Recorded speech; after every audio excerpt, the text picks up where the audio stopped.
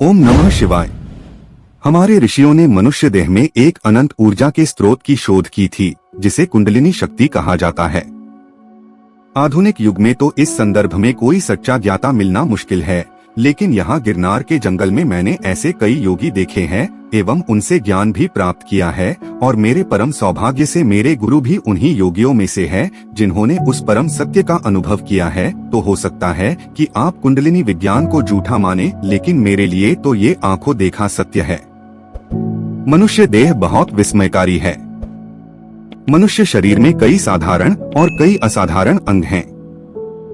योग शास्त्रों में और तंत्र ग्रंथों में ऐसे असाधारण अंगों को मर्म स्थान कहा जाता है। इन अंगों को इसलिए मर्म स्थान कहा जाता है क्योंकि इनके भीतर गुप्त आध्यात्मिक शक्तियों के महत्वपूर्ण केंद्र होते हैं। इन केंद्रों में वे बीज सुरक्षित रखे रहते हैं, जिनका उत्कर्ष और जागरण हो जाए तो मनुष्य में आत्मिक शक्तियों के स्रोत उमड़ सकते हैं, और उस उभार के फलस्वरूप वह ऐसी अलौकिक शक्तियों का भंडार बन सकता है जो साधारण लोगों के लिए आश्चर्य और चमत्कार प्रतीत होते हैं। ऐसे मर्मस्थलों में मेरुदंड या रीढ़ का प्रमुख स्थान है। यह शरीर की आधारशिला है।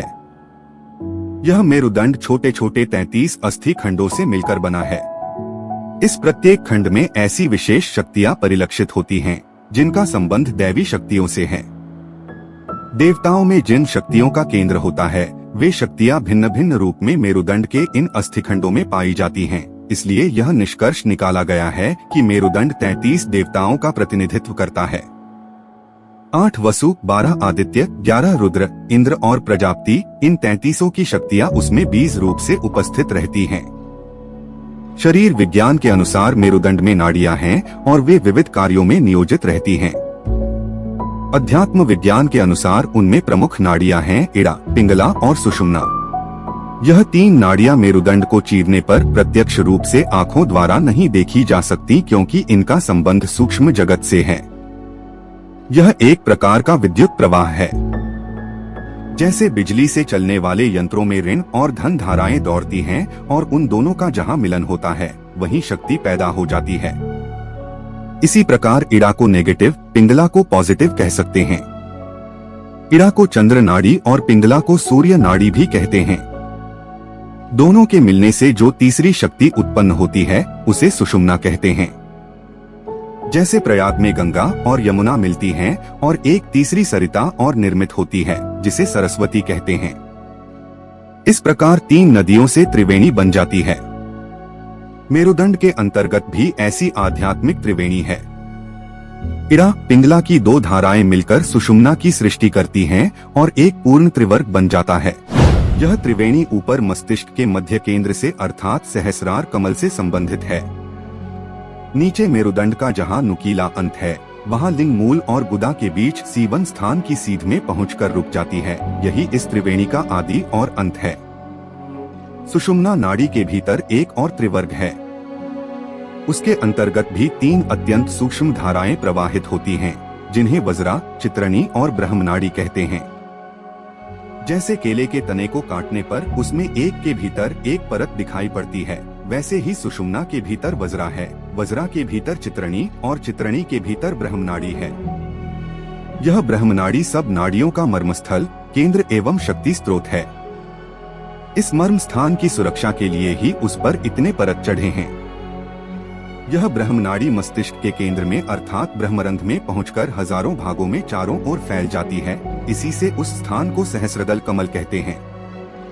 विष्णु जी की शैया शेषनाग के सहस्र फनों पर होने का अलंकार भी इस सहस्रदल कमल से ही लिया गया है। यह सहस्रदल सूक्ष्म लोकों में व्याप्त शक्तियों से संबंधित है। जैसे रेडियो ट्रांसमीटर के एरियल द्वारा ध्वनि तरंग फैलाए जाते हैं और आकाश में ध्वनि तरंगों को पकड़ा जाता है, उसी प्रकार सहस्रार कमल हमारे मस्तिष्क का एरियल है। उसके द्वारा परमात्म सत्ता की अनंत शक्तियों को सूक्ष्म लोक से पकड़ा जाता है। जागृत हुआ सहस्रार कमल अनंत प्रकार की सिद्धियों को लोकांतरों से खींच लेता है। जैसे कोई अजगर विषैली फूंक मारता है तो एक सीमा तक वायुमंडल को विषैला कर देता है, उसी प्रकार जागृत हुए सहस्रार कमल द्वारा शक्तिशाली भावना तरंगे प्रवाहित करके सूक्ष्म लोकों की शक्तियों को भी आकर्षित किया जा सकता है। अब मेरुदंड के मूल को लीजिए। सुषुम्ना के भीतर रहने वाली 3 नाड़ियों में सबसे सूक्ष्म ब्रह्मनाड़ी मेरुदंड के अंतिम भाग के समीप एक काले वर्ण के षटकोण वाले परमाणु से लिपटकर बंध जाती है। छप्पर को मजबूत बांधने के लिए दीवार में खूंटे गाड़ते हैं और उन खूंटों में छप्पर से संबंधित रस्सी को बांध देते हैं। इसी प्रकार उस षटकोण कृष्ण वर्ण परमाणु से ब्रह्मनाड़ी को बांधकर इस शरीर से प्राणों के छप्पर को जकड़ देने की व्यवस्था की गई है। कूर्म से ब्रह्मनाड़ी के गंथन स्थल को आध्यात्मिक भाषा में कुंडलिनी कहते हैं। यह 3.5 लपेटे उस कूर्म में लगाए हुए है और मुंह नीचे की ओर है। विवाह संस्कारों में इसी की नकल करके फेरे होते हैं। 3.5 लेकिन सुविधा की दृष्टि से 4 परिक्रमा किए जाने और मुंह नीचा किए जाने का विधान इस कुंडलिनी के आधार पर ही रखा गया है, क्योंकि भावी जीवन निर्माण की व्यवस्थित आधारशिला पति पत्नी का कूर्म और ब्रह्मनाड़ी मिलन वैसा ही महत्वपूर्ण है जैसा कि शरीर और प्राण को जोड़ने में कुंडलिनी का महत्व है। इस कुंडलिनी की महिमा, शक्ति और उपयोगिता इतनी अधिक है कि उसको भली प्रकार समझने में मनुष्य की बुद्धि लड़खड़ा जाती है। भौतिक विज्ञानी के लिए आज भी परमाणु एक पहेली बना हुआ है। उसके तोड़ने की केवल एक प्रक्रिया मालूम हो जाने का चमत्कार दुनिया ने परमाणु बम के रूप में देख लिया है। अभी उसके अनेकों विध्वंसक और रचनात्मक पहलू बाकी हैं। सर आर्थर का कथन है कि यदि परमाणु शक्ति का पूरा ज्ञान और उपयोग मनुष्य को मालूम हो गया तो उसके लिए कुछ भी असंभव नहीं रहेगा। वह सूर्य के टुकड़े टुकड़े करके उसे गर्द में मिला सकेगा और जो चाहेगा वह वस्तु या प्राणी मनमाने ढंग से पैदा कर लिया करेगा। ऐसे ऐसे यंत्र उसके पास होंगे जिनसे सारी पृथ्वी एक मोहल्ले में रहने वाली आबादी की तरह हो जाएगी। कोई व्यक्ति चाहे कहीं आ जा सकेगा और जिससे चाहे वस्तु ले दे सकेगा तथा देश देशांतरों में स्थित लोगों से ऐसे ही घुल मिलकर वार्तालाप कर सकेगा जैसे 2 मित्र आपस में बैठे बैठे गप्पे लड़ाते रहते हैं। जड़ जगत के एक परमाणु की शक्ति इतनी बताई जा रही है कि उसकी महत्ता को देखकर आश्चर्य की सीमा नहीं रहती। तो सोचिए कि चैतन्य जगत का एक स्फुल्लिंग जो जड़ परमाणु की अपेक्षा अनंत गुना शक्तिशाली है, वो कितना अद्भुत होगा उसकी तो कल्पना कर सकना भी कठिन है। हमारे धर्म ग्रंथों में योगियों में अनेक प्रकार की अद्भुत शक्तियाँ होने के वर्णन और प्रमाण हमें मिलते हैं। उनसे आश्चर्य होता है और विश्वास नहीं होता कि यह कहाँ तक ठीक है, परंतु जो लोग विज्ञान से परिचित हैं और जड़ परमाणु तथा चैतन्य स्फुल्लिंग को जानते हैं, उनके लिए इसमें आश्चर्य की कोई बात नहीं है। जिस प्रकार आज परमाणु की शोध में प्रत्येक देश के वैज्ञानिक व्यस्त हैं, उसी प्रकार पूर्व काल में तत्वदर्शी ऋषियों ने मानव शरीर के अंतर्गत एक बीज परमाणु की शोध की थी। 2 परमाणुओं को तोड़ने, मिलाने या स्थानांतरित करने का सर्वोच्च स्थान कुंडलिनी केंद्र में होता है, क्योंकि अन्य सब जगह के चैतन्य परमाणु गोल और चिकने होते हैं, परंतु कुंडलिनी में वह लिपटा हुआ है। जैसे यूरेनियम और प्लेटोनियम धातु में परमाणुओं का गुंथन कुछ ऐसे टेढ़े और तिरछे ढंग से होता है कि उनका तोड़ा जाना अन्य पदार्थों के परमाणुओं की अपेक्षा अधिक सरल है, उसी प्रकार कुंडलिनी में स्थित स्फुल्लिंग परमाणुओं की गतिविधि को इच्छानुकूल संचालित करना अधिक सुगम और सरल है। इसीलिए प्राचीन काल में कुंडलिनी जागरण की शोध हुई थी और इन शोधों के परीक्षणों और प्रयोगों के फलस्वरूप उन्हें ऐसे कितने ही रहस्य भी ज्ञात हुए थे, जिन्हें आज हम योग के चमत्कार कहते हैं। मैडम ब्लेवेट्स्की ने कुंडलिनी शक्ति के बारे में काफी खोजबीन की है। उन्होंने लिखा है कि कुंडलिनी विश्वव्यापी सूक्ष्म विद्युत शक्ति है जो स्थूल बिजली की अपेक्षा कहीं अधिक शक्तिशाली है। इसकी चाल सर्प की तरह टेढ़ी है, इसीलिए उसे सर्पाकार कहते हैं।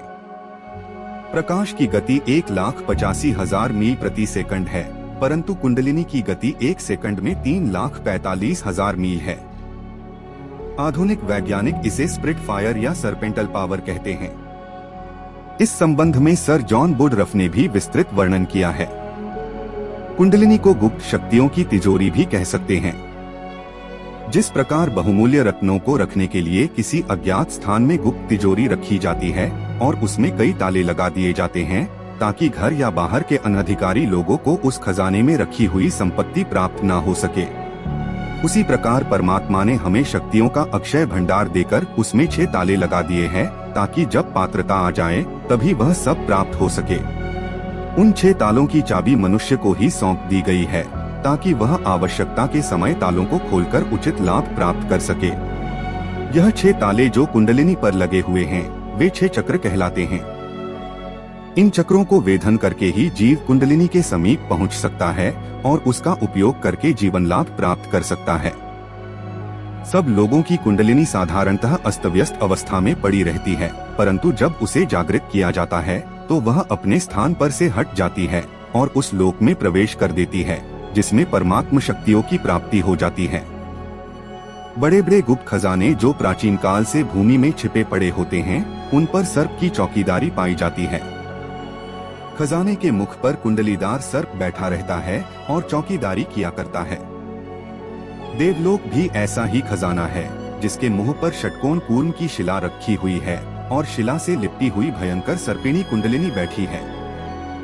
वह सर्पिणी अधिकारी पात्र की प्रतीक्षा में बैठी होती है।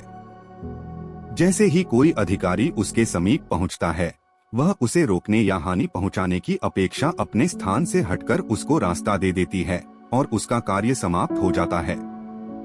भगवती कुंडलिनी की कृपा से साधक सर्वगुण संपन्न हो जाता है। सब कलाएं, सब सिद्धियां उसे अनायास ही प्राप्त हो जाती हैं। ऐसे साधक का शरीर 100 वर्ष तक बिल्कुल स्वस्थ और सुदृढ़ रहता है। वह अपना जीवन परमात्मा की सेवा में लगा देता है और उसके आदेशानुसार लोक हित करते हुए अंत में स्वेच्छा से अपना देह छोड़ जाता है। कुंडलिनी शक्ति संपन्न व्यक्ति पूर्ण निर्भय और आनंदमय रहता है। परमात्मा की उस पर पूर्ण कृपा रहती है और वह स्वयं सदैव अपने ऊपर उसकी छत्रछाया होने का अनुभव करता है। इसमें संदेह नहीं कि कुंडलिनी शक्ति के प्रभाव से मनुष्य का दृष्टिकोण दैवी हो जाता है और इस कारण उसका व्यक्तित्व सब प्रकार से शक्ति संपन्न और सुखी बन जाता है। मस्तिष्क के ब्रह्मरंध्र में बिखरे हुए सहस्रदल भी साधारणतः उसी प्रकार सुषुप्त अवस्था में पड़े रहते हैं। इतने बहुमूल्य यंत्रों और कोशों के होते हुए भी मनुष्य बहुत दीन, दुर्बल, तुच्छ, क्षुद्र, विषय विकारों का गुलाम बनकर केवल पशुओं की तरह जीवन व्यतीत करता है और दुख दारिद्र्य में बंधा हुआ रहता है। परंतु जब मनुष्य इन षटचक्रों से परिचित होकर उनके उपयोग को जान लेता है तो वह परमात्मा के सच्चे उत्तराधिकारी की समस्त योग्यताओं और शक्तियों से संपन्न हो जाता है। कुंडलिनी जागरण से होने वाले लाभों के संबंध में योग शास्त्रों में बड़ा विस्तृत और आकर्षक वर्णन है। उन सब की चर्चा न करके यहाँ इतना कह देना पर्याप्त होगा कि कुंडलिनी शक्ति के जागरण से इस विश्व में जो कुछ है वह सब कुछ मिल सकता है। उसके लिए कोई वस्तु अप्राप्य नहीं रहती। गायत्री शक्ति के अगले एपिसोड में हम कुंडलिनी विज्ञान को बारीकी से समझेंगे। ओम नमः शिवाय।